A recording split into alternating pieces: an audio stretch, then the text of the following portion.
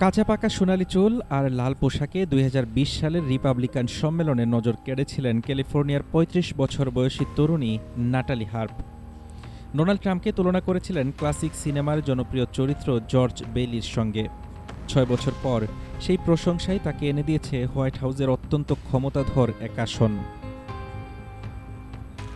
Point লোমা নাজরিন থেকে স্নাতক ও liberty বিশ্ববিদ্যালয় থেকে MBA করা নাটালের জীবন বদলে যায় বোন ক্যান্সারে আক্রান্ত হওয়ার পর। তার দাবি, ডেমোক্রেটদের ভুল চিকিৎসার পর ২০১৭ সালে ট্রাম্পের প্রণীত রাইট টু ট্রাই আইনের কারণেই পরীক্ষামূলক ওষুধ পেয়ে জীবন ফিরে পান তিনি।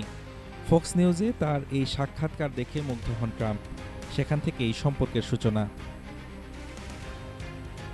২০২২ সালে অফিসিয়ালি ট্রাম্পের বহরে যুক্ত হন নাটালি।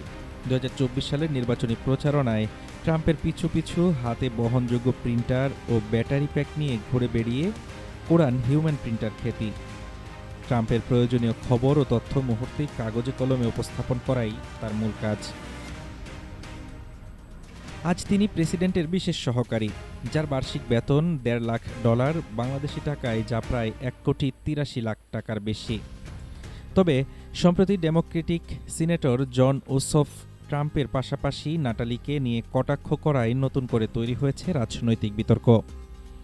এই মন্তব্যে যেমন ট্রাম্প খেপেছেন, তেমনি সিএনএনের সিভিল প্রশ্নে হোয়াইট হাউস ঘি ঢেলেছে আগুনে। সাধারণ মানুষের মনেও উস্কে উঠেছে নানা প্রশ্ন। তবুও বিতর্কের তোয়াক্কা না করে ট্রাম্পের সবচেয়ে বিশ্বস্ত সফরসঙ্গী হিসেবেই নিজের অবস্থান ধরে রেখেছেন হোয়াইট হাউসের এই human printer. Desk report, Dhaka today.